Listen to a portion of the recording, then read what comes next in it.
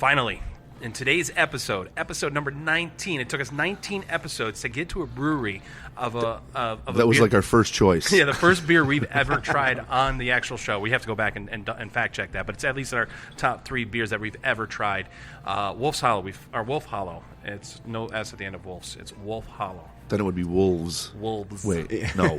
Okay. Wait, no. You're right. Wolves would be apostrophe S. So we plural. have 3 guests today. I know what you're thinking. You only see 2. Well, I figured it was the dog was the other one. Yes, it is. So I nailed it. Boom. We've got Kyle, and we've got Jordan, and Luna is running around here today. So that's all coming up in the next few seconds. The Capital Brew Podcast with 20 North Dave and Nick Lee. What's brewing in the 518? All right, Dave, we finally made it. I know. I mean, like, finally the race is over. It's been like a marathon instead of a sprint to it. I know. Like, we're like, yep, we'll finally do it. We'll finally do it. And then 2 weeks go by, we didn't do it. Like, next thing you know, like, all right, let's do it. Nope. Something else came up, you know. So it was like something was preventing us from doing it. Yeah, I wonder what that was. It wasn't laziness. I don't think. Kyle, thank you so much for hopping on the show today. Jordan, you too. Thanks for having Luna here. Yeah. Thanks for the opportunity. We're excited absolutely. to talk about beer. That's one of the things we always like to do, is talk about beer as much as we can. So We like to talk and drink the beer. Yeah, all right. Not just beer. There's other things. Yeah. You know, world events that we touch on. That is true. Very true. Speaking of which, we didn't have an episode last week. I had emergency surgery. Yeah, how'd that work out? Pretty good, actually. I tried to push it off. The doctor's like, nope, this needs to get done right now. I got to get rushed to the hospital to do a COVID test. They stuck the things up my nose. And then I had to go and get cleared by some unknown doctor because my doctor couldn't get me in fast enough. Like, this was crazy. Was it last week? Yeah, it was last week. No, well, was it last? No, it was like the week before. Yeah. And like last week you were recovering and you texted me and exactly. said, I'm ready to do it today. Yep. Had a I don't know if this is appropriate for a show, but I had some kind of damage or injury to my intestines.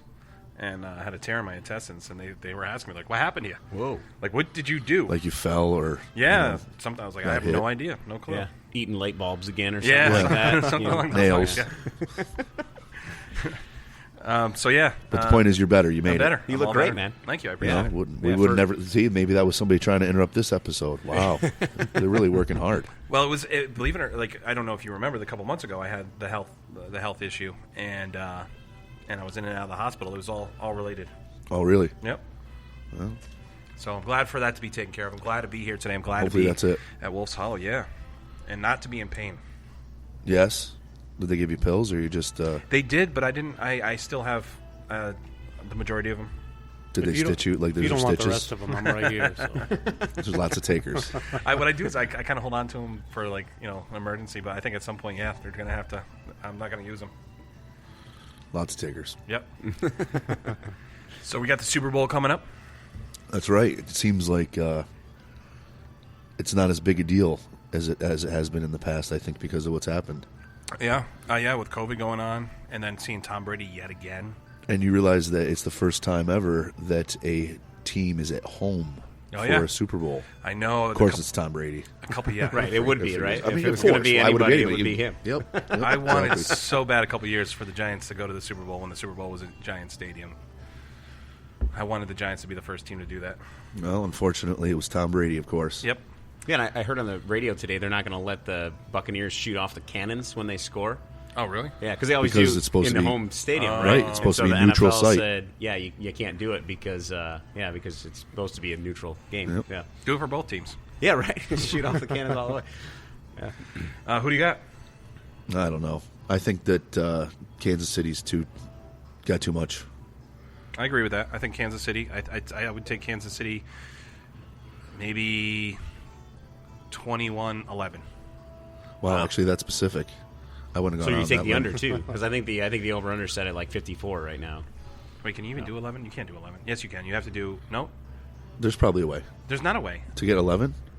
12. I go 20. Yeah, there is. 3 field goals and a safety. Okay. Yeah. Oh yeah. Yeah. Or, there are many ways to get to that. Touchdown and no extra point. It was Field goal, safety. It was a number that just was shot into my head, so I said Yeah. Oh, that's good. 1 is not a bad number to get on your sheet. it. No. Super Bowl squares I'm talking about. You know, 21s are always a good, 21's there, 31, common number. One's a good one. Yeah. You don't want 5. Kyle, who do you think? 5s and 2s. I was hoping the Bills were going to make it. Yeah. I'm not the biggest sports fan, but the Bills, I don't know. Buffalo's like my home away from home. So Yeah. I was hoping they'd make it. Maybe At next this year. point, I kind of just hope everybody has fun. Yeah. I don't want anybody to get hurt. Everybody has fun. Yeah. Who do you got? I think it's a hard one to pick, right? Because both of those quarterbacks are guys you don't want to pick against, Yeah. right? I mean, you think, all right, Brady's old and he's going up against Spagnuolo, who beat him Yes. when they With the Giants? yeah, when that one Super Bowl where they were going for an undefeated season, Yeah. and Spagnuolo was the one that ruined it for Brady. So, Yeah. so you think, all right, well, maybe the Chiefs have the edge, but Brady's that guy you just don't ever want to pick against because Yeah. he always finds a way to pull it out. He did it against the Saints and then against the Packers 2 weeks ago. It's just, but then the same thing you think about Mahomes. It's like that guy's a wizard and he's probably the next Tough to GOAT. stop. So how do you pick against either of them? It's tough to stop them. So I'm going to go. I woke up in the middle of the night about 5 a.m. this morning before I went back to sleep, and I somehow envisioned the Chiefs just obliterating the Patriots and everybody being shocked that Tom Brady gets blown out of the water. So I got to go with the Chiefs just There we because go. of the dream I had. So yeah. It's funny. You mentioned a dream. I was a few years ago, and you'll be able to figure it out. I had a dream. I was walking down the street, and there was like an old TV store or something where they had TVs in the window, and on this top corner, it was the Yankees and the Red Sox playing in the World Series. That's not and possible. It is, or not World Series. I'm sorry. Anything's possible with dreams. No, sorry. For the AL, ALCS. yeah. American League Championship Series. And that the Red Sox actually beat the Yankees. It has happened. It has. That was actually a week before it actually happened. I also had a dream that the I think it was the Lightning won the Stanley Cup. In that dream, there was like the different TVs. One of the TVs was it was like three. At the same time? Yeah, and the dream. It sounds crazy, but I predicted in the dream 3 different playoff scenarios that actually happened in real life. And there was another one. I don't remember what the other one was. We got a It was casino right basketball. down the street. Yeah, now. seriously, let's you gotta get over let's to on Rivers, this. man. Yeah, let's go. There's a couple people who can validate this because if they can remember back when I was sitting there saying I had the craziest dream, and then when it happened, everyone's like, "Oh my god, it's happening!" Wow. Yeah. What Powerball numbers would you pick? Yeah, let's go. I don't know. I've tried. I've never won. So what was the score of the Super Bowl? 21-11? Yeah, Is that what we had? yeah. All Yeah, right. 21-11 originally. I switched to 21-12, but Yeah. Go with 11.5. Then. okay. I think, yeah, that's going to be the number. All right, that's the big news this week, yeah, right? I got nothing else. All right, good. On to beer. Let's talk about beer. So All right. Wolf Hollow. Yeah. What got you guys started in the brewing industry? Well, let's see. My personal history is that I wanted to be a brewer for quite some time. I kind of fell in love with the whole craft beer scene as it was taken off in the early 2000s in this area. It was, of course, earlier in other places, but I remember lots of great times going over and hanging out at Brown's when it over in Troy. Drinking some beers there. The original brewery at the Van Dyke when they were going, it's just some fantastic beers. Like I had a growler. I lived up on Upper Union, and I'd walk down and get my growler filled. And, go. So I loved craft beer, and so I started home brewing. My dad got me a homebrew kit for Christmas one year. I think it was 03, the Christmas of 03. He got me the homebrew kit, and I started brewing at home and just fell in love with the process, which Kyle will talk about that a little bit today, I'm sure. But just working with the raw ingredients and then turning it into something that is this beautiful blend of art and science that is appreciable on so many levels and can be a part of so many different parts of people's lives. I just really fell in love with it. So I wanted to become a brewer. So I went to the American Brewers Guild Brewing School. Out of they're now based out of Middlebury, Vermont. They've got their own brewery there. Drop In Brewing is the name of the place. And So I went to that school, and then they got me an internship at Omegang. So I spent 5 weeks working at Omegang, which That's awesome. was really cool. Very immersive experience and an opportunity to. How were you traveling from like Vermont to here to The online school? It was Oh, it was online. online, okay. Yeah, the Brewers Guild program was online. But then I was driving out to Omegang every day for 5 weeks, just for the love of beer. And they gave me free cases of Three Philosophers. So I figured we've talked about that beer before. It's one of my favorites. It's worth the drive. It's amazing. It's worth more than that. My God, they could have paid me in it. Yeah. No one needs free cases of 3 fills. Oh my God. Yeah, exactly. Well, yeah, no, and they were 750s too. So I was like, that's I'm just going to that's have a the only little way they beer come, I after think. work. Yeah, I think that's the only way you can get them. You know, And what's wait- wait, we were talking about 13%, 12%. It's something in that neighborhood, I think. Yeah. So I was doing that, and then after my program finished, I was fortunate enough to get hired as the assistant brewer up at Adirondack Brewery in Lake George. And once again, I always like to give my thanks to John Carr, who's the owner of that place. I don't know if you guys have ever talked to anybody from Adirondack, but I don't know. Probably at one point at a what is it at the Desmond when they do the the Brew Fest. the Brew Fest. Sure, I've sure. definitely spoken to somebody. Yeah. I'll say this. I've been up to Lake George a number of times, winter and summer. I've never been able to go in there and have a beer or a drink. Every single time I've been there, it's been packed to the hill. It is. Oh yeah, I've Yeah. never been there. I When, wait. Well, You got to hit it in the shoulder season. and a lot of times, admittedly, a lot of times when I'm up there, like it was during like the winter carnival in the winter, Yeah. and of course Yeah, you the don't whole wanna sit out town's there, yeah. mobbed. Yep. You know what I mean? In the summertime, it's like a Friday or Saturday night, and we're partying. Yeah. Like, let's go up there. I'm like, well, it's Friday, Saturday. Of course, it's mobbed. Yeah. It's Lake George in the summer. Yep. So unfortunately, I've never actually eaten or drank there. Yeah. But I think their bare naked ale is one of the Oh, best. for Yeah. sure. Oh, absolutely. One of the best. I had a Just Kolsch. straight up ales that I've ever had, like easy drinking, great taste. No, I'm sorry, I'm supposed to be talking about Wolf Hollow. That's That's all right. We've taken up time on your other episodes. That's right. I guess fair is fair. What I was going to say is, by the way, I had Lake George Visitors Bureau has reached out to me, and they're interested in doing something, having us do something with the Adirondack Craft Trail. Really? So I think that there is going to be in our future, very near future, we're going to be having a lot more conversations with Adirondack and cool. Bolton Landing and They are, Paradox. they are and- doing Winterfest this year, not the Winter Carnival, but Winterfest, a COVID, Yeah. friendly. friendly thing. I don't know much about it. I just threw that out there because we were talking about it. This photo right here I took there. I want to say there was a grapefruit Kolsch that I tried there that was delicious. Still talking about someplace else. Yeah, I know. Okay. Just give them their due. Okay. Moving on. Now, the same question goes for you, Kyle. Like, what? Exactly. Yeah. Yeah, I got into craft beer years and years ago. My parents, same sort of thing. My parents bought me a Mr. Beer kit.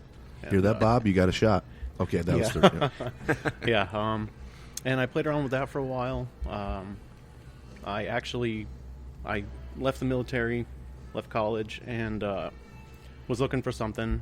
So I reached out to a couple of other breweries locally, one of which asked me to come in for an interview. And the day before that interview, I actually reached out to Wolf Hollow here. I think I spoke with Jordan's wife, Jenna. She asked me, is there any way you can come in for an interview tomorrow? So I actually blew off my interview at the first brewery to come here, which in retrospect was the right decision. But I started just behind the bar, and a few months later I was washing kegs, filling kegs, cleaning, all kinds of cellar stuff. I became the lead cellarman and then slowly moved up into an assistant brewer position. And then now I'm the head brewer. I do most of the stuff on that side of the brewery now.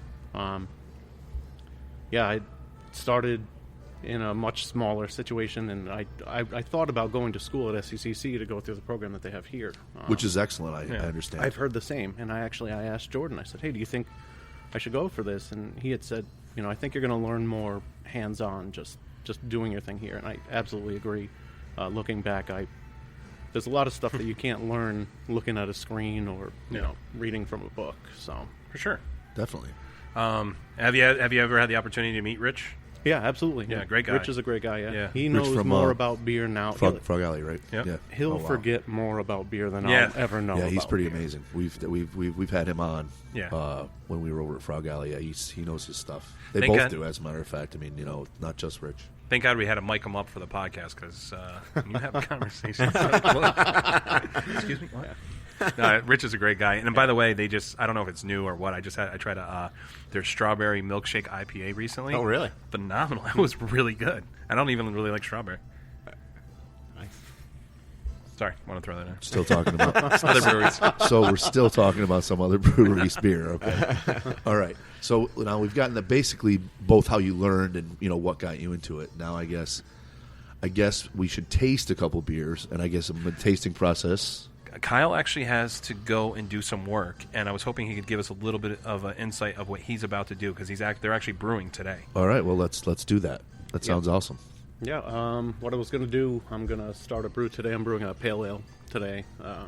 So the first part in the process, brew day, I'm going to mash in, which is just taking all the grain that's going to go into the beer, mixing it with the hot water that's going to go in the beer, letting that steep for about an hour, and then what happens there is all the sugars are extracted from the grain. And then we're going to take that liquid, transfer it over, and boil it. Those sugars will end up becoming alcohol down the road. So, starting off, like I said, mix the grain with the water, and then I can come back over here and talk to you guys. So that's awesome. Like this is where the magic happens, and he's And doing it. we're here during the magic. Yeah, Yeah, and I'll do my best to give you guys some play-by-play while it's going down. But, for sure. Actually, I got some questions too when he goes. That also has to do with that kind of stuff. All right, so we'll wait when he comes back. We'll ask him his favorite, but we'll probably during that process find out what the most popular and what's coming up. For sure. All right, well, I'll be right back. Awesome. So, what's the beer brewing schedule, or what's your brewery schedule here? Like Monday through the week, like from hours that are open to your brewing days and that kind of stuff. Yeah, so our schedule where we're open for the public is Wednesday through Sunday. Okay. So Wednesday, Thursday, and Friday we open at 4. Saturday and Sunday we get going at noon, so folks can come by then. But that's the schedule that's open to the general public. Thursday through Sunday we'll always have food trucks on a rotating schedule, so you can get on social media and find See out who it is, find out who's coming through that particular week. A lot of times we've got a really great cast of folks that are regulars with us for that, so they've come and they do a great job, and it's nice having that rotation because customers can find some different things that they like. If there's a particular food vendor that they really appreciate, then they'll come back for them. But if they like variety, then they get it change up that way too. Came here once. There was Burger 21, and I wanted to come because I guess the Ruck this summer for breweries started a food truck themselves. Mm-hmm. They were here at one point too. Yep. So we've had the Ruck, and Tipsy Moose has been jumping in with us. Burger 21, the Dilly Bean, right locally here in Schenectady. They do a great job doing some different things, and we actually carry some of their products there. Just because we have to sell food along with the beer, as everybody knows these days. And so we sell some different dips that the Dilly Bean has made, and we have some chocolates from Bittersweet Chocolate down on J Street as well. So our taproom manager Eddie does a great job of sort of wrapping in a lot of the local folks, the small businesses that are trying to do the same thing we are, which is build a business and create community, and so he does a good job of wrapping them into what we're doing here. So what if one of our listeners had a food truck and would be interested in setting up their food truck here? Do you have room for them? Is there a schedule? Yeah, the schedule has room, especially with the summertime coming back around. There'll be more. It's a little bit easier for more folks to be involved outdoors. because everything can be outside. It's a little bit limited in the wintertime because you kind of have to have a specific setup that works. Yeah, but they can just reach out on social media, anything through there, and we got 2 guys that handle our social media account, and they'll be on top of that. So perfect. Yeah. What about Dave? Dave, are you going to get a food truck?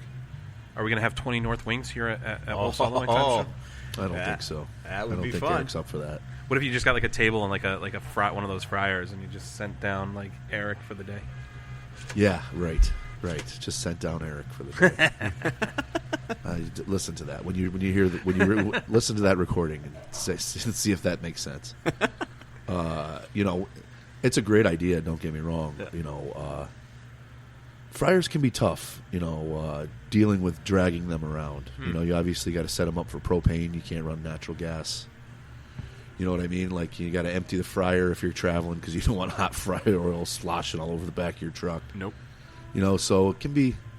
It's not a simple process. Just slapping a fryer in the back of a truck. They got those things at Walmart, the little ones. And same thing. Like, food trucks generally their bread and butter, no pun intended, is food fast. Yeah.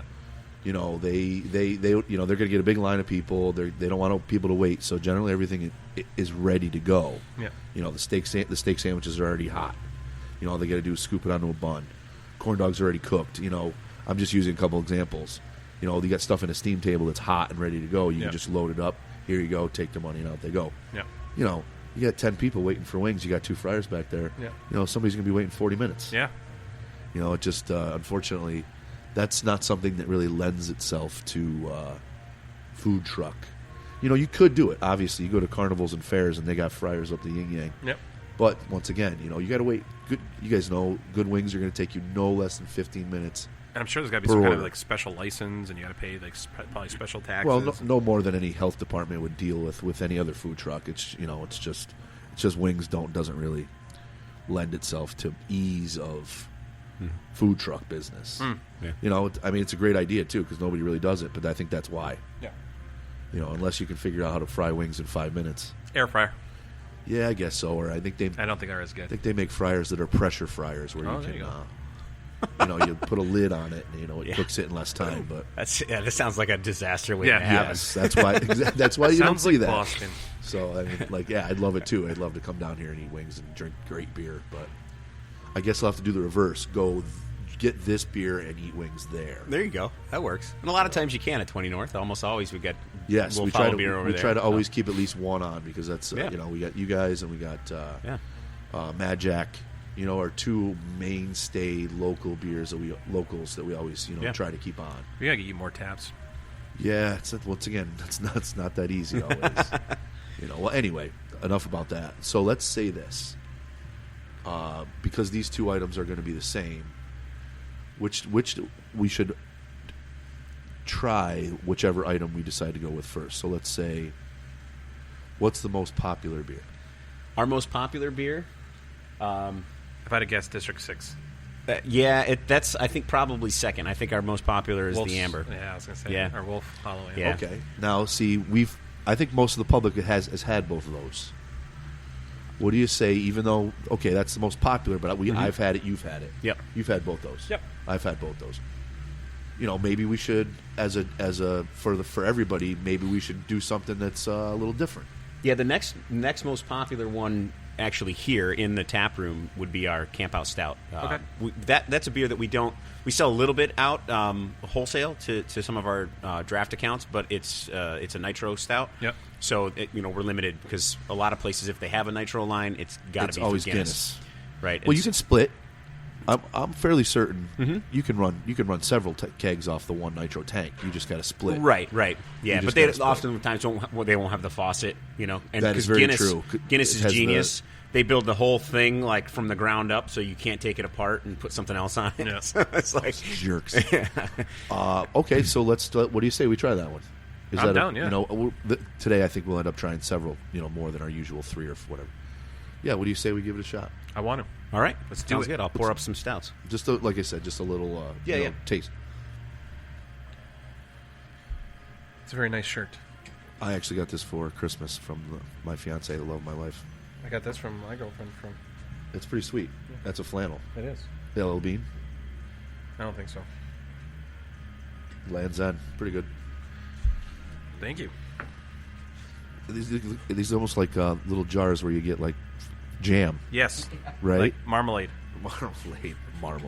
He said marmalade. He didn't say trouser. Trouser. I was watching Sons of Anarchy the other day, and because Jess has never seen it, so we've started the series. And the other day, Clay, one of the main characters, said supper. Supper, yeah. like, all right. So yeah, this is our Camp Out Stout, and you can see in this one it's still cascading. Yeah. That's from the nitrogenation that we give it.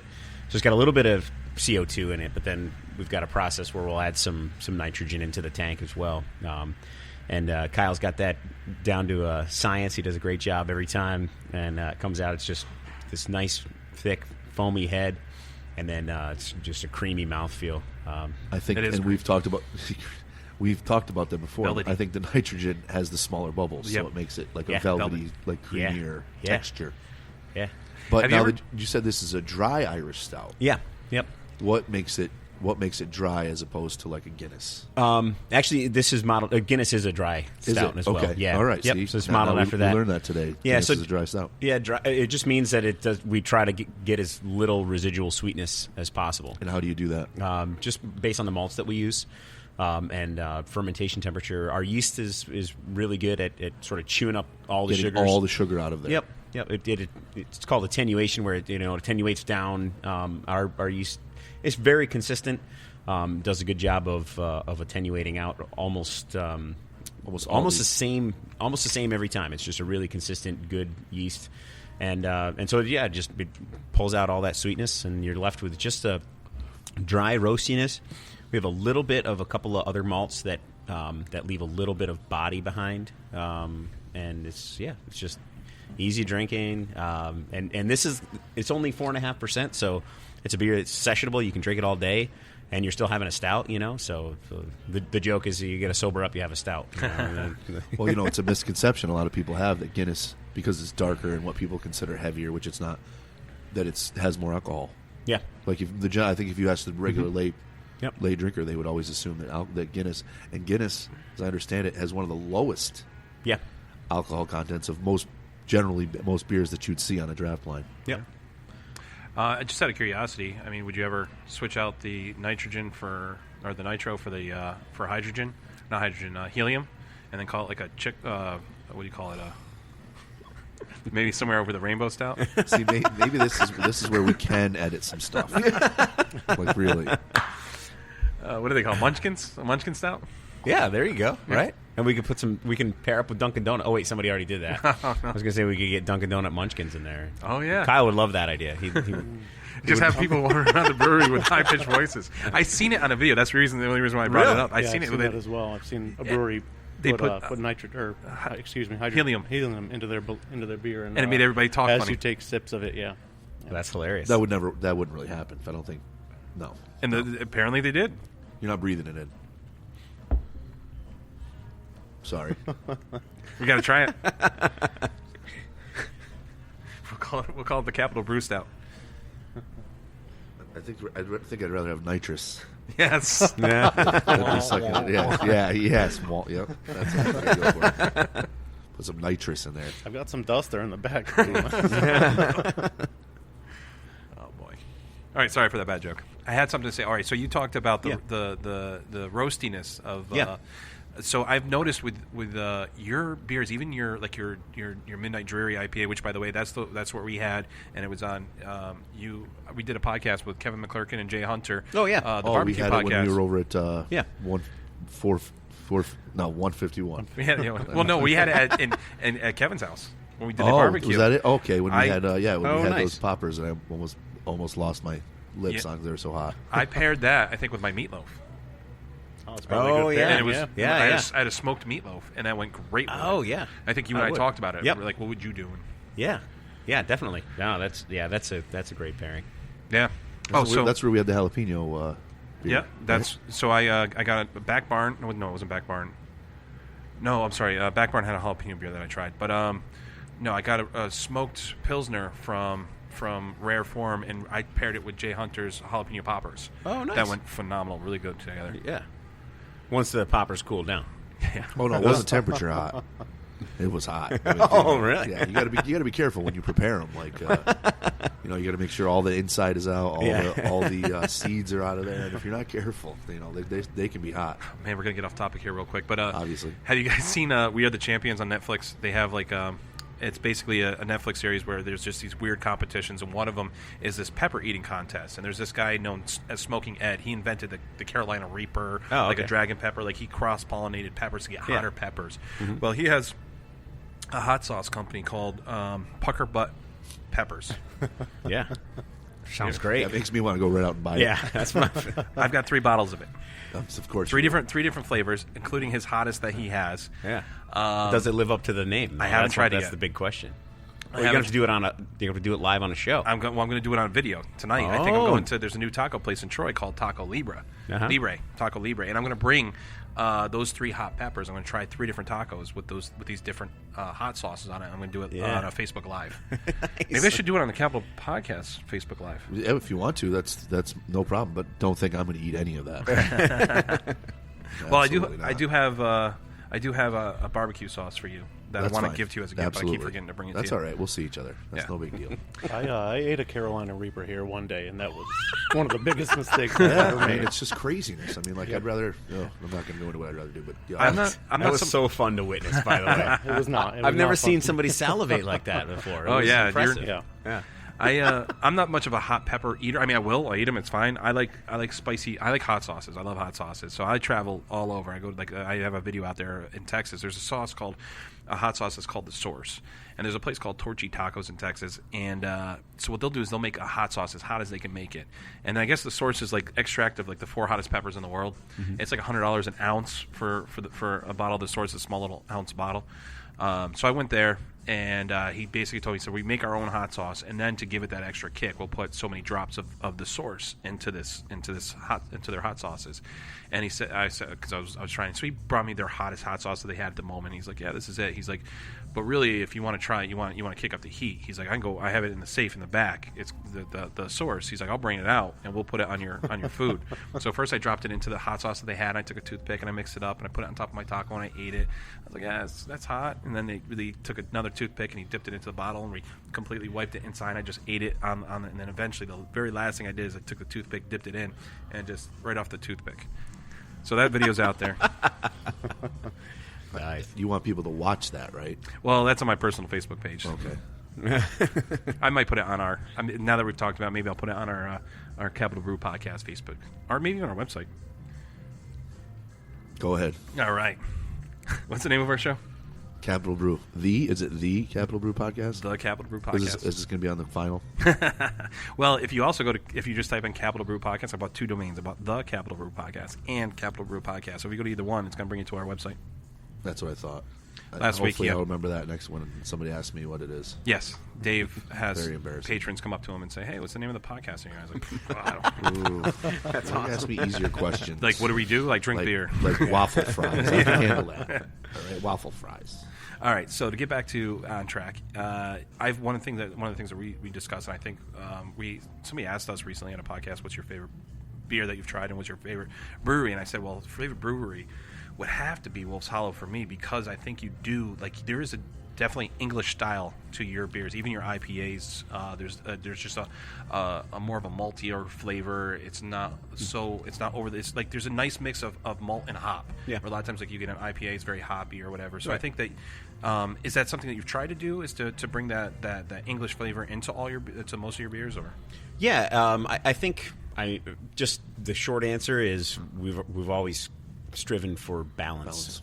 You know, Yeah. we want balance in all of our beers. And then there's also, and I'll let Kyle talk a lot about this as well, but there's also a deep respect for the brewing tradition, which is literally thousands of years. And there have been so many wonderful versions of this thing we call beer that have been brewed throughout the centuries by human beings, and it's been a part of human life forever. And, you know, to be part of that tradition, we want to, I guess, honor that, you know, and look at, different beer styles. And you can see at the board, you know, we run the gamut of a lot of different styles, because there's so much fun stuff to brew from brewing history, and also there's really fun stuff that's being created by modern brewers as well. So we try to strike that balance, not only the balance in the beer itself between malt and hops, or sweet and bitter, but the balance between, you know, the cutting edge of craft beer, but also honoring the traditions. But I know Kyle has some thoughts on that stuff too. So. Yeah, no, I mean, I feel the same way. I tend to tell people, you know, we have 16 beers on at all times, and no matter what you like, you'll come in, you'll find something that you're into. We've got, bitter beers, sweet beers. We've got high ABV beers, light beers, dark beers, all kinds of stuff. And yeah, we try to incorporate some of the newer styles, but at the same time, we try to keep some things traditional, because as much as I, love beers like big, juicy IPAs, there are times that I just want to have a Pilsner, or I just want to have a light lager. For sure. Something you can have, 6 or 7 of. When's your cream ale coming out? We have one. I think we still have some. We got 3 of cases it. left. There we go. 3 cases. 3 cases left of the cream ale. Yeah. I love that beer. Yeah. Ski 37 You're gonna come back. is the name of that one. Yeah.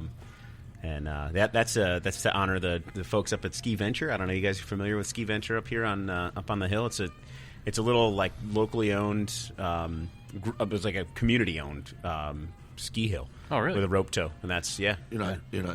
That's not Maple Maple Ski Ski Ridge. Ridge? No, it's No, that's smaller the other than side of that. the river. Yeah, Because Maple's Maple's yeah, that way. Maple's over in Rotterdam. No, this is Ski Venture. It's up on the north face of this valley over here. Well, there was. Yeah. Now there was. I don't know if you remember Eagle Mountain. Do you remember Eagle Mountain? Was that even further out? I No, think actually, so. it was right in Pattersonville, so it's actually closer okay. to us from here. You go over the river, and It was like a sharp bend in the you road, go right? into like Rotterdam Junction, and then you get into Pattersonville, and there's a left that used to be like I think I want to say it was like it's now a Stewart's, I think, but it was like a furniture store Oh, yeah. or a hardware There's store. No, Maybe the a hardware furniture, no, the store. furniture store's still there. Is it? You take a left, Then and they it goes sharp right underneath the. and it goes up into the obviously Sterling. up into the hill right No, there. that's- But it was called Eagle Mountain, and they actually had I don't know, I think it had a rope tow, but it actually had T-bars. Yeah. You remember T-bars and yeah. J-bars where you can't really sit on them. Yeah.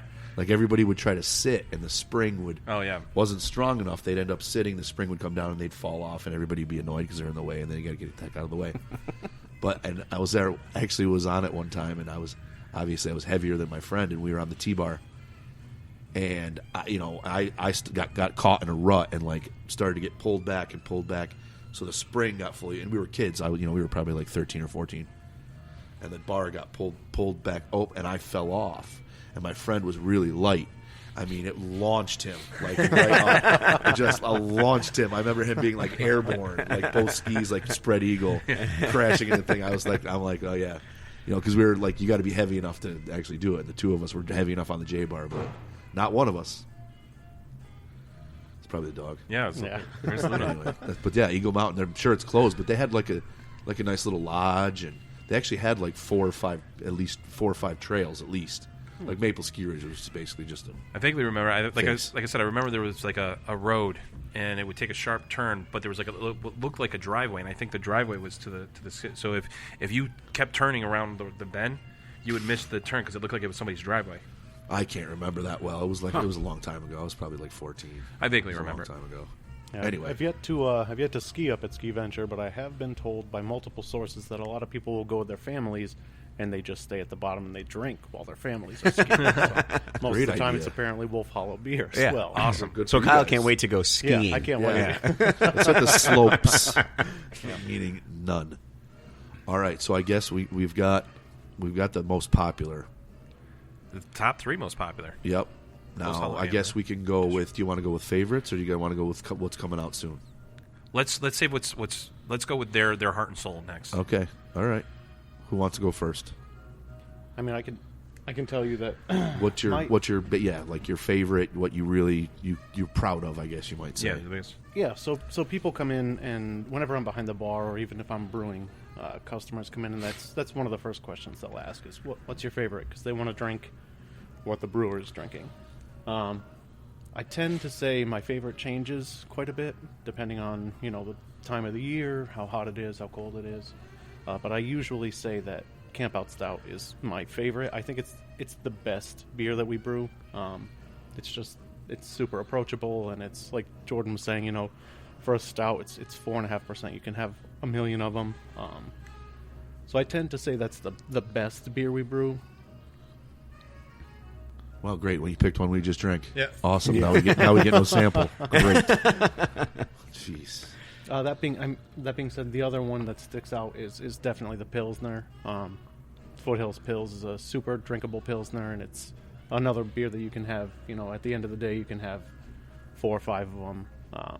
You find the little nuances in there that stand out as you drink the beer. Nothing crazy. It's not like an over-the-top beer in any way. It's a very balanced beer, but... All right. So you'd be thinking of, like, people would be, like, not to compare your beer, but you'd be thinking of, like, a Pilsner or Cal. So if somebody's looking for something like that... Yes. Yeah. That's where you're going with it. You want to give that a shot? Yeah, let's try it. You want to try it? You can use this sort of. I've been wanting to try that. Like, there's a couple more we should definitely try, even if it's not these guys' favorite. And obviously, we probably won't be able to try something that's coming out if it's not out already. No. What are you brewing today? Today I'm brewing a pale ale. Yeah, thank you. It's a beer that we usually have around. We haven't in a couple months now, but it's called Primitive Path Pale Ale. All right, so that's what's coming out, but it's not in India, It's not. It is not. so everybody was not freaking out. You know, Now I'm going to have to come back and get that beer. I love pale ales. I love ales. I love IPAs, ales. I like lagers. I like pilsners.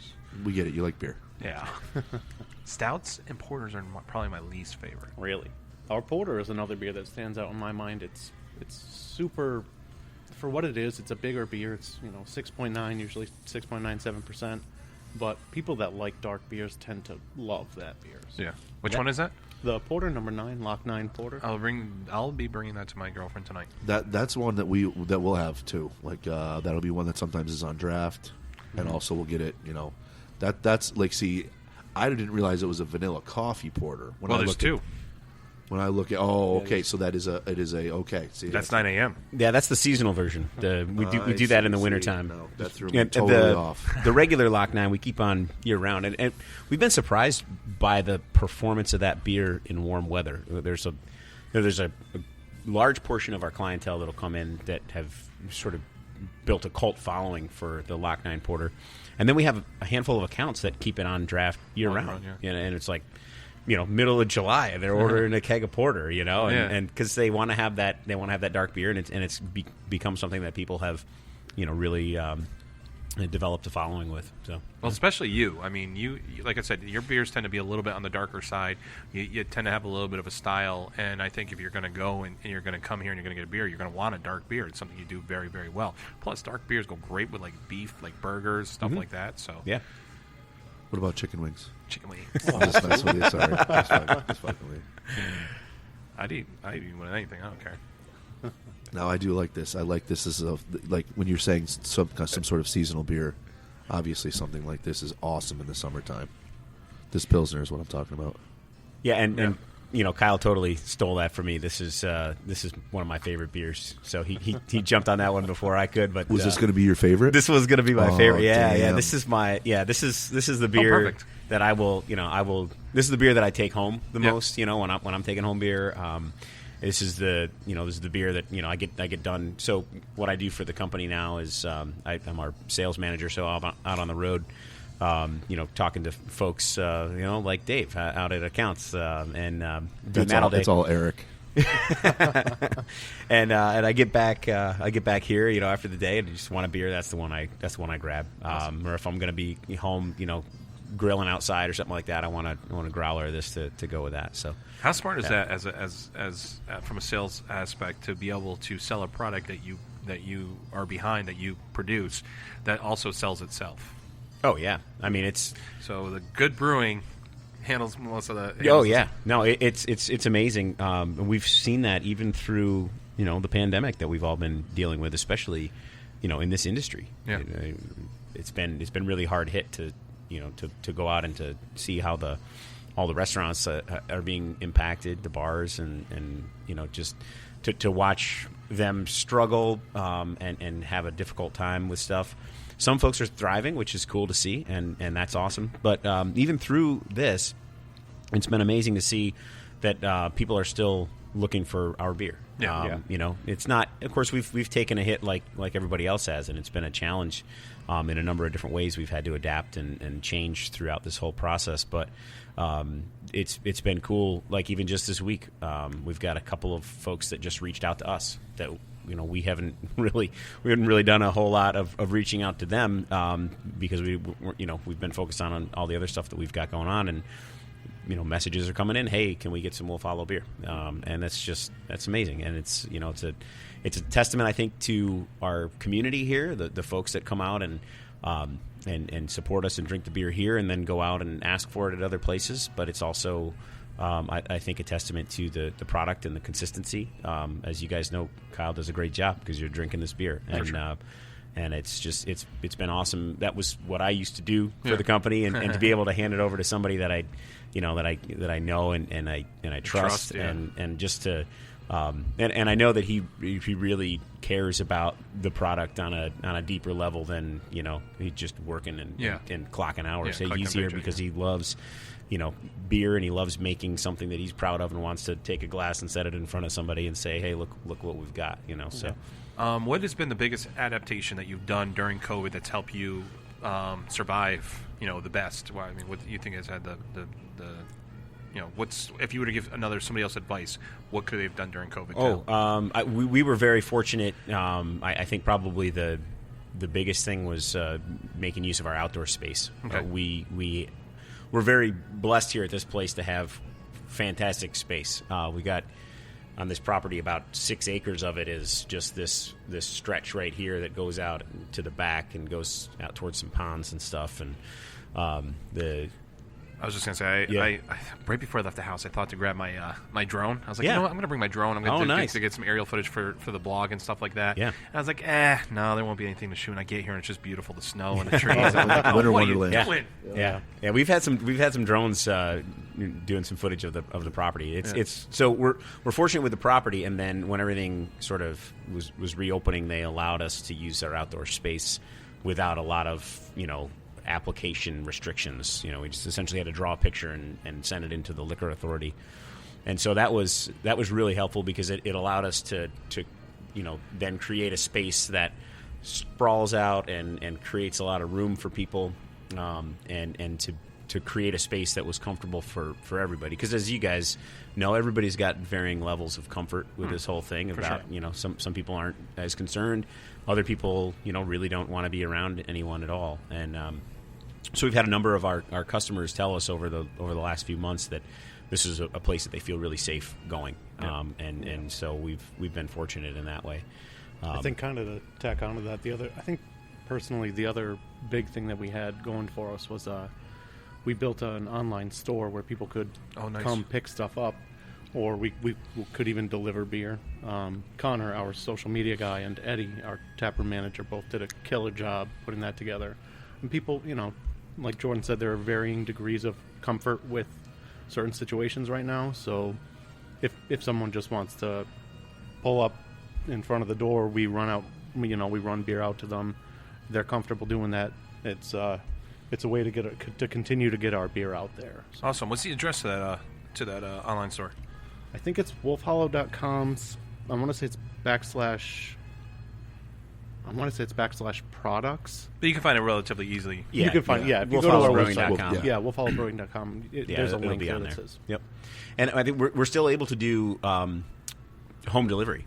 Which, awesome. That was really cool. Cause what a time to be alive. Right? Yeah, I know. I was so excited. We always talked about being the milkman of beer. Like wanting to drop beer off people's houses, and of course it wasn't legal until this. Yeah. And then they made that legal, and I was like, hop in the van and take a case of beer to somebody, and they're happy to receive it. So it was cool.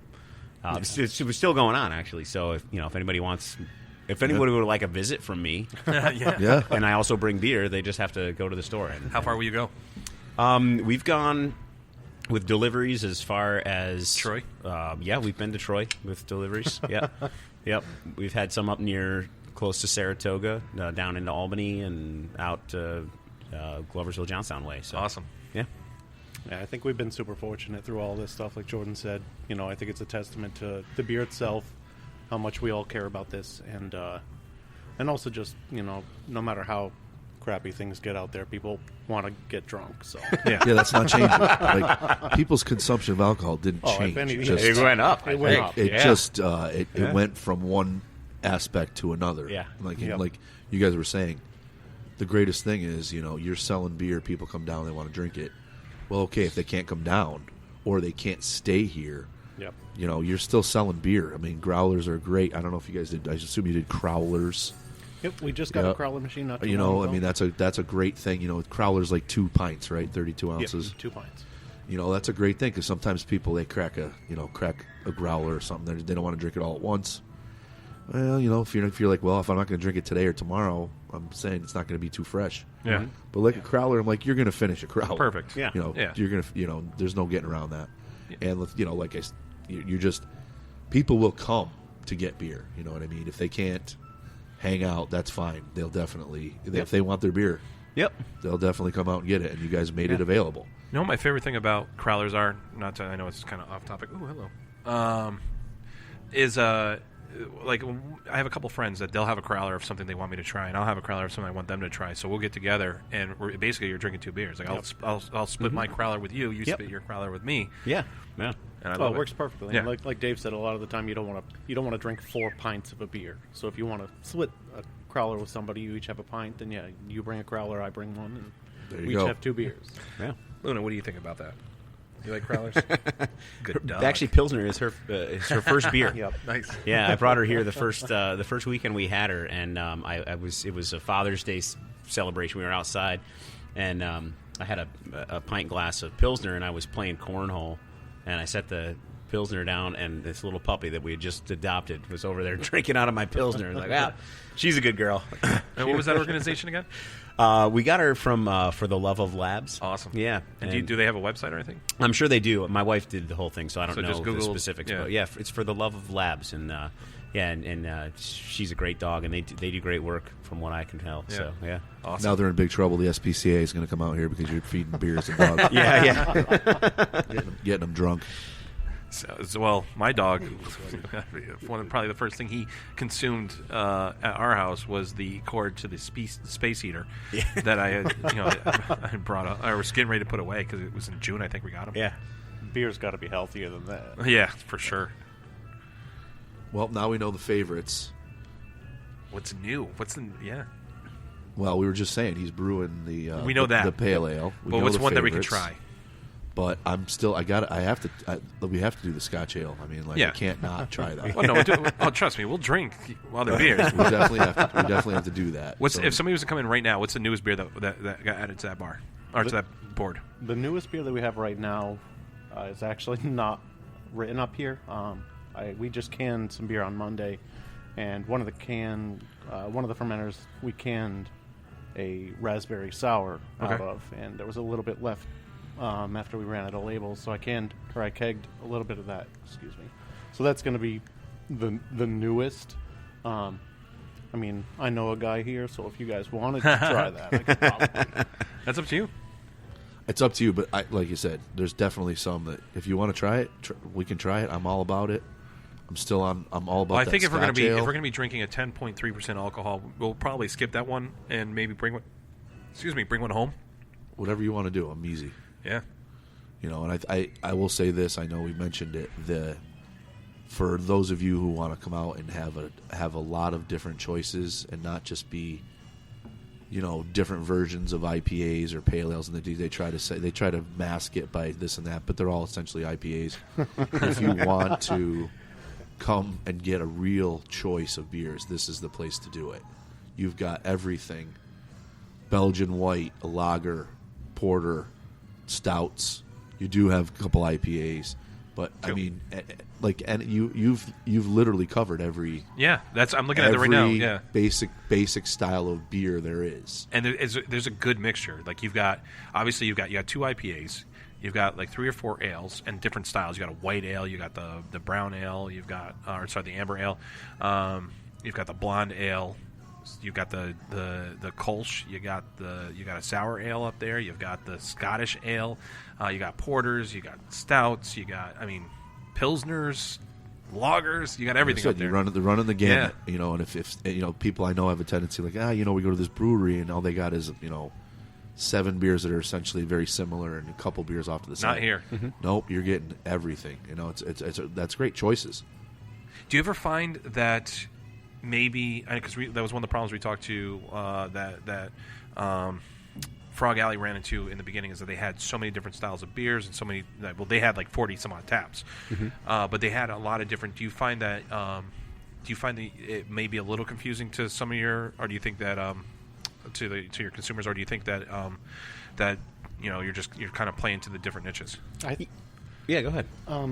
Personally, I don't think so. I think our bartenders do a great job. Awesome.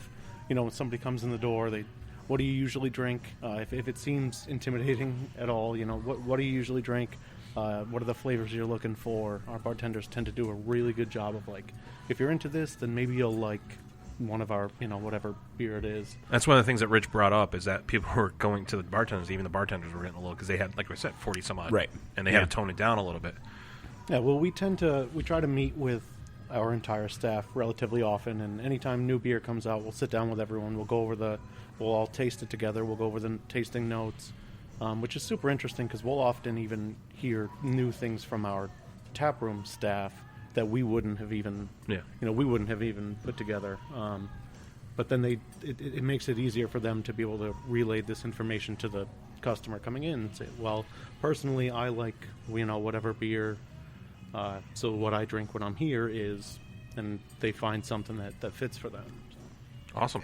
And the other neat thing with our clientele is I think we're a little different as far as the crowd that we get here anyway. As far as other local breweries, a lot of them are in more population centers, or a lot of times a lot of craft breweries sort of cropped up in college towns where there's a lot of young professionals around and stuff like that.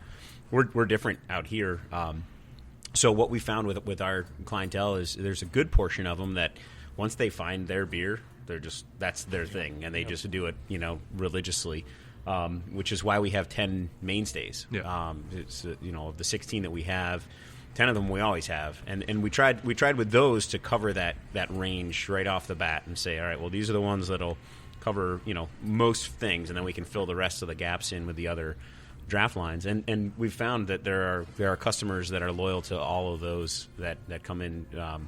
Even a couple of the ones that are a little slower selling than the others still have their pocket of clientele. I think it has to do with timing, location. You've kind of created your own little culture out here as far as as far as brewing goes. In every brewery, I mean, obviously Great Flats has their own feel and style, and obviously Frog Alley and Mad Jack.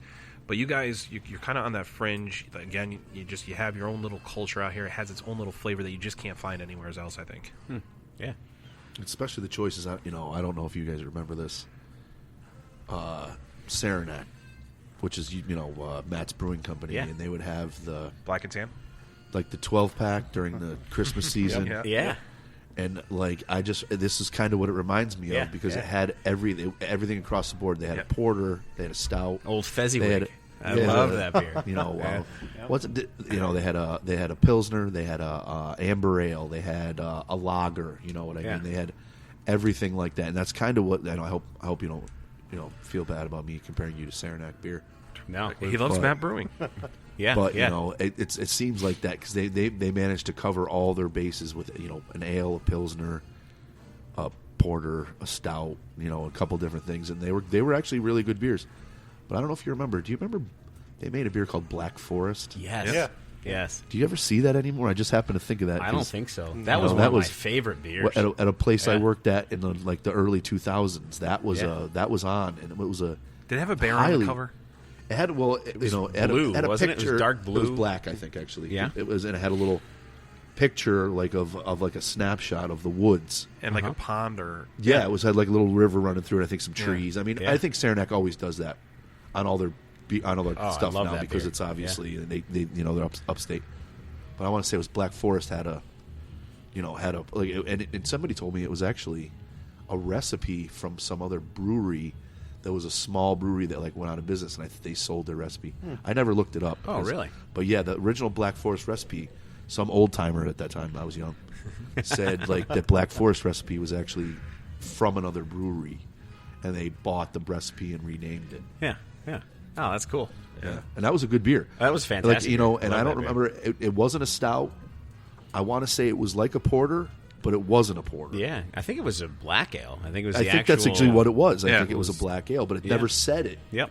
It was just Black Forest, and people were like, "Wow, it's dark." But then when you tasted it, it was much lighter and thinner than you expected. Yeah, it was drinkable for being a for being a dark beer. Being a very dark beer. It was like, it was real dark. And see a yet it lot was of that also here. rich too. So which was really interesting beer. Yeah. And I don't know what happened to it. And but of course Saranac's still around. They're still selling a lot of. I'm pretty sure they're still selling beer. Yeah, we'll have to ask Fred. We talk to Fred sometimes with the Brewer That's a cool Association. guy. So yeah. I've met him a few times. maybe he'll give us the recipe. There you go. If he's not using it, Yeah, Right. yeah. If he's not going to brew it, somebody should give it be. up. Come on, bring it up. Get 'Cause Kyle. apparently, and it had like a cult following. Like people would be Yeah, like, I said, people I love heard that you beer. had Black Forest. Yeah. And I'm like, we sure do. I've never really, and it's really never heard of it before, but Yeah. apparently it had this like real cult following.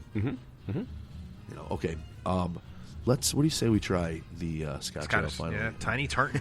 The Tiny Tartan Scotch you Ale. might as well. I want you to Do it while you're here. Let us know, because people are like, oh, I've had a Scottish ale. I go, Scottish ales and Scotch ales are two different things, as I understand it. Is this smoky?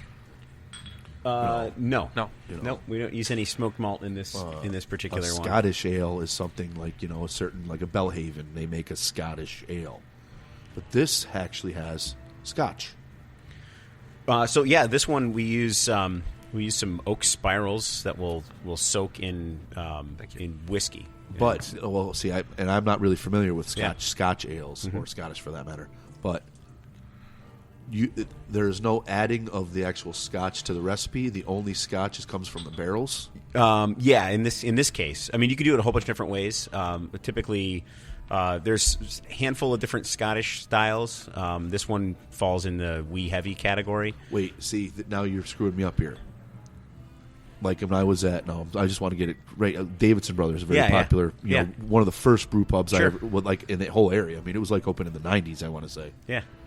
They had a Scotch ale that was, it was like 10.3. It was like right around there, and it actually like you could taste the Scotch, like almost like the alcohol Scotch. And I always assumed, Sure, we will with this. I always assumed like there was somehow I can smell it. actual Scotch in the recipe rather than I don't know. I mean, you guys are the experts. Yeah, It's a Scottish ale is like a Bellhaven is actually a Scottish style of ale. Yep. Not really having nothing to do with the liquor Scotch. right, and I think that's pretty typical for most Scottish styles, is that they don't actually have Scotch in them. This one is a Scottish wee heavy, so there's the 60 shilling and the 90 shilling different Scottish styles of beer, and so this one, we just tried to fall into the nice heavy but drinkable beer in the the cold months of the year. The original name for this beer was the Christmas Scotch Ale, and that was where we kind of began with this style. But so it's essentially an ale. Yep. That is it like a, what was that, the some beers get, after they're done, get put in the barrels and they're barrel aged. Cask. Yep. Cask. That's what I'm thinking of. Is this essentially what that is? It can be. It's not really barrel aged. Although I'll let Kyle talk about the process a little bit, because it's like a hybrid barrel aged process that we use. It's not taking a barrel and putting the beer in it. Am I asking too many questions? No, Is no, there no. secrets No, this here, is or good. what? I'm interested. No, I don't know. I'll let Kyle share with you about how he makes this. It's totally not proprietary. Okay. A lot of beers If you like have to this kill us. would be barrel aged. You would, towards the end of fermentation, you would transfer into a whiskey barrel of some sort and let it sit for a while. This beer in particular, we don't do that. What we do is, a little bit into fermentation, we'll put oak spirals that we've been soaking in whiskey for however long, as long as we can. We'll put the oak spirals right into the fermenter, and you'll get the oak sort of, the oakiness, the whiskey sort of flavors. You'll get almost like a barrel flavor, without actually like Having to barrel setting age it. Yeah, and having it sit there for a year or whatever. But it tends to give off these nice, round, like smooth sort of flavors. This beer always makes me nervous, because I know I drink it like it's 6%, because Yeah. it drinks like it's much lower than 10.3. So this beer knocks me on my ass. Yeah, I don't really. I don't. Have you sipped it yet? Oh, absolutely. I will say this: It's Scotch smooth. Ale is one of my favorite beers of all time. This is very When I smooth. saw that, I mean, I've tried to be calm about it. Yeah. When I saw that on the board, like I don't know if you noticed, I've been sitting here the whole time calmly, Yeah. being like, yeah, let's What get if to we the try the Scotch Ale Scotch Ale? finally. You Like, did a very good can job. we do some Scotch Ale? And, like this little voice in the back of my head is like, there's Scotch Ale, there's Scotch Ale, there's Scotch Ale, there's Scotch Ale, there's Scotch Ale. Like, because you don't. That is something you don't see. Like the other things, like you said, you covered the gamut. Scotch Ale is something that's pretty rare, and like I said, I mentioned Davidson because I would go up there for that. Yeah. And then there was another place where my fiance Jen worked, the Homestead. Some listeners out there they're not probably old enough, so they don't remember. On 50. Was Route 50. Yeah, I love that place. Great restaurant. One fantastic. The bartender Greg was probably the best. No offense to any other bartender out there, one of the best bartenders I've ever seen. He always wore a white shirt, always like nice and clean and starch collar, always a tie. And you never waited for a drink. He knew like you had like 3 sips left, and he was like timing it in the back of his head. Yeah. He prided himself on not having to have help, like not having a bar back. Like this guy was the consummate professional bartender. I don't think he ever wanted to go do anything else, like move up to management, own his own bar. He always wanted to be that bartender with his lighter, like right there with your cigarette, which you obviously can't do anymore. But consummate bartender, like it was his like not just his like job, it was his career. He was all about it. Anyway, they had it. They actually had it. They renamed it because that back then, you buy the keg and you could name it. What's that sound? You could name It's it. a furnace. Okay, you could name it. And they named it Hearthstone Ale, but I went in there. I'm like, they're like, it's actually the Scotch Ale, or whatever it was, and I was like, oh yes, let me at it. But you said it drank very smoothly. Yeah. Next thing you know, you got 3 pints of it. You don't realize you just basically drank a 6-pack of beer. Yep. Yeah. Now, I brought home a growler of this beer not too long ago, and I drank the whole thing. And I woke up the next morning. What the happened? hell? Why would you do that? It goes down very smooth. There's like a little bit of heat, which you would expect in a beer that's. I actually really don't definitely- feel much of a heat at You all. can There's definitely barely- taste yeah, it, a it's- hint of it. It's just enough to But we're let you looking know, for it. like there's something that'll keep you warm. Yep. But yeah, it's super drinkable for what it Yeah, is. for sure. And that's the scary part. I'm thinking about Yeah, exactly. I was just out on the water or on the ice this weekend, and like you say, that warmness. This is almost something like if you're going to drink it, because most people out there are drinking cans of beer, Coors Light, whatever. This beer is almost like drinking almost like a toddy. I don't know if that's the right term. Oh, but yeah, like, yeah. You're nipping off something. Yep. And I could just see like being outside in the cold. Yep. Oh, we were taking just a few hits off this. Being like, wow, that's a good, Put a like cigar. kind of like just like a Yeah. good cold cold weather beer. We were just talking about this the other day. I go winter camping every winter. As long Nice. as it's like 0 degrees or above, we'll put a tent right on the ice. But this is the beer that, you sit at a fire in the snow and you have, like you said, you sip on it, but it keeps you warm. Yeah. It keeps you going through the night. So. Now, what kind of? I'm curious. Just with this, I realize we're staying on the subject. What kind of whiskey did you soak the oak spirals in? Now that might. Be I was a curious trade about it. I secret. didn't You know if might it was have like 36 You might have or to like- tell. You might have to tell me. That one off to the side, because I like Scotch a lot, and I was just curious as to if you used a Scotch, if you used whatever. We'll move on. It's Pappy Van Winkle. Pappy Van Winkle. All right. You heard it here first. I don't know if if it really matters, because Scotch is a wide range. Yeah. You can get stuff that's very smoky, you can get stuff that's very peaty, and everything in between. And like if you had one from one end of the scale and you tasted another one, like you're like, that can't even be the same. That can't even be the same liquor. Yeah. Yeah. So I just was curious as to what in particular you're using. If you're into the smoky stuff, we have a version of our Lock 9 Porter that we recently did with a good amount of peat smoked malt. Awesome. That we call peaty porter, and it's if you're into the smoky stuff, Oh, for sure. If you're into peaty scotches, then it's for you. That's why I asked if definitely, this had a smoky flavor to but- it. Yeah. Yes, definitely. It's just as awesome as I hoped it would be. What was I going to say? So there's first of all, we got to get back to what you were doing when you got up and you did the mash. I don't know if you want to kind of give us a rundown of what you were doing when you were over there. Sure. Yeah. So earlier today I had taken all the grain that I was going to use today. I had put it into a mill. The grain came up an auger, out of the mill into what we call the grist case. And just now when I did the mash, I was mixing all of that crushed grain with warm water. Like I said, that's where all the extraction of sugars happens. That's where you get the color of the beer.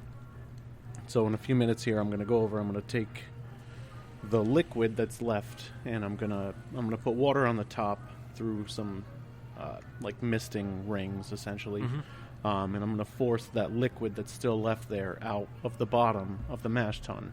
That's the sugar, right? It is, yeah. It's essentially sugar water. Yeah. That's, if you were to taste it right now, that's exactly what it tastes like. It's like sugary cereal water. Yeah. Delicious. Cereal water. Cereal milk. Yeah. So in a few minutes, I'll transfer that over to the kettle, and like I said, I'll boil that, put some hops in, transfer to a fermenter, put some yeast in, and sit back for a couple weeks. And then voila, we have beer. And then there's beer. And then there's beer. And then God said, "Let there be beer." Yeah. And through all that process, we're tasting the tanks every week and checking all the beers through the process. So we get to drink them. They're not always very palatable coming straight out of the fermenter in process, But that's how we keep tabs on everything. See if it's progressing correctly. Does it happen that you make a mistake in the process and the beer comes out not what you were looking for and you have to get rid of it? Or maybe, does it happen? Like, maybe there's one factor stuff that like you that made happens. a mistake on, Yeah. and the beer didn't come out right. Then, what happens to that beer, out of curiosity? Somewhat recently, I was brewing a beer, and through no fault of my own, we had an equipment failure. There was a malfunction, and the way that the fermenters are cooled is glycol runs through a jacket around the fermenters and keeps the temperature in the fermenter where you want it to be. Otherwise, the fermentation itself would increase the temperature dramatically. So I left one day after pitching yeast in a beer, came back the next day, and the beer was at 90 degrees, which is Really way too high. So we made it work. We put our heads together and we somehow fashioned something that worked, where we could pull the glycol out of the fermenter, out of the jacket, and run cold water through it, and we brought the beer down to temperature, and we ended up making it work, and the beer was Awesome. great. The beer was awesome. People actually ask if we can do that beer again, and I respond by saying, I don't know, I don't think so. I don't think I could do that again. So I will try to mimic my mistakes. yeah. That sort of thing happens, though. I was at another brewery recently brewing a beer, and about a quarter of the way through the day, something happened. One of the valves broke or something, and the gentleman whose brewery it was, that's what's going to break today. That's just how it works. Yeah, something goes. Yeah. Yeah, I know this feeling. And if you don't want to talk about this, it's cool. But we tried setting this up before the new year. You couldn't do it. It's a very busy time of the year for you at your other job, I guess you would say. Yeah.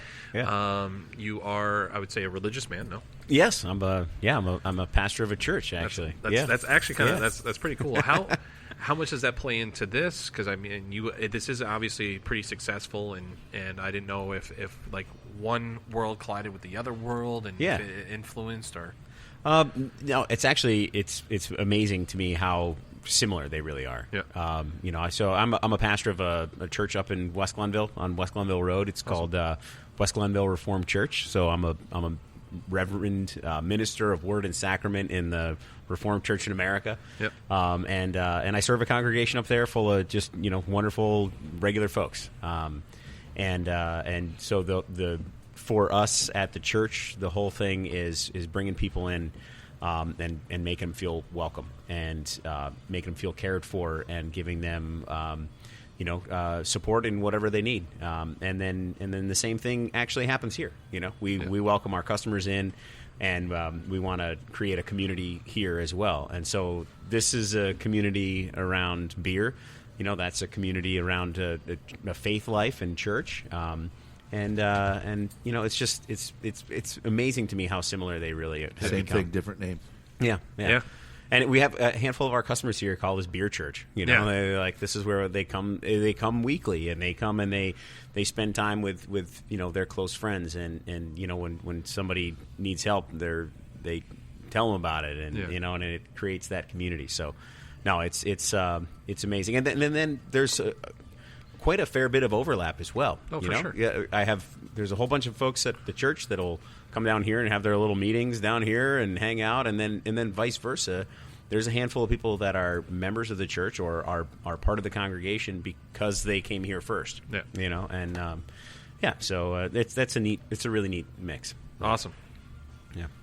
That's good. That's I thought it interesting. I thought it was really interesting about you that not only do you run the brewery, which I'm sure is very time consuming, but you're also a pastor at this church that I can imagine also going to be pretty time consuming, obviously. So it was an interesting dynamic. There's days when they both need my attention, but then there's other days where nobody really needs my attention. So it's just finding that balance, you know. And then the other part that's kind of fun too about being bivocational is like that is usually the stresses balance out. You know, if one is particularly stressful, the other one can be a respite for a while. You know, and vice versa. Yeah, so. for sure. Yeah. You got anything else, man? That's it. I think big excitement. Good. Is there anything else you want to try? That's it. Actually, that beer, I'm done. Dave, do you want to try the Scotch Ale? One thing I wanted to throw in. We're talking about new beers. We have our first New York State beer in a fermenter. You want to tell them about that, Kyle? We just brewed it the other day. We got our farm license not too long ago and hadn't ended up brewing a New York State labeled beer until last week. It's what we're calling an APL. It's like an American pale lager, a little bit of hoppiness to it, a nice clear, crisp sort of beer that I think is going to turn out really, really well. We had brewed this beer before, not using New York ingredients. So this time around, it's like 85% all New York ingredients, which is awesome. So this is just the beginning of something that I think we'll continue doing. You know, New York beers. We have a couple of other options with them. We can sell them to accounts of ours that we wouldn't be able to otherwise. But also, it's just cool to be a part of that, like, sort of super local, like, this grain came from the guy down the road. Exactly, know? And actually, in this beer, there's a farm that locally that picks up our spent grain when we're done with it. They feed it to the pigs. They feed it to the pigs, cows. Yep. And they gave us, one of the gentlemen there asked me recently, he said, hey, I grow this grain called triticale. He said, do you want some? I said, absolutely. So he sent me some of that, and we actually used some of it in the beer. So it's kind of cool. We took some of his grain, put it into this beer. He'll end up coming and taking that spent grain and feeding it back to his cow. Yeah. That's awesome. Pretty cool. Big cycle. Yeah. So everything comes from is it the same farm? You get different? No, we have some different suppliers because there's now a handful of New York State suppliers or actually some of the vendors that we already worked with are now supplying New York State grain. So we're able to get some stuff that we need from them, but then it's also cool to have this local connection as well, you know, with a farmer that we already work with in another capacity. Awesome. What's that award for? That was our first medal, actually. It's a contest that was held out in the state of Washington. Oh, wow. The Best of Craft Beer Awards, the BOCBA. Yeah. And you mail your beer out there, and it was, well, let's just try it, see what happens. And we mailed a bunch of beers out there, and Midnight Dreary Black IPA came home with a silver medal. And that's a national competition. So pretty awesome. Over on the other wall, we actually have all of our medals that we've won. We're up, I think we're up over 20 medals now at this point. I'm happy you know what that was at. We put it in the box because that was the first one. And we were really nervous, you know, shipping beer. And, you know, I dropped it off at the post office. They're like, what's in here? And I said, samples. Samples of yeast, yes. Yeah.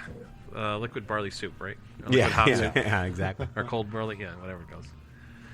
So, anything else you guys want to talk about, Push? Website, Instagram, Yep, they can follow media? us, find us on all that stuff. All of our new products will be, you know, we'll put out things when they come out, and we just want to thank our community for amazing support. We've felt it, we felt it completely through this whole pandemic. We've been really well supported by by our local community that comes in here, but also by places like 20 and those local restaurants that still buy our products, even in the middle of a pandemic when they're struggling, they're still buying our beer. And it's just, we can't be thankful enough to all the people who have seen us through this these dark days. So. We've got an awesome community, and it's guys. We really do. It's been amazing to see everyone come together like this. Guys like you, guys like 20, guys like everywhere. All the local. It doesn't matter if it's a brewery, restaurant. Everyone's in this together. There's no competition. None of us would have any success without everybody's support. Yeah, exactly. That's the important thing. Everybody comes out and supports us, and that's great. Yeah.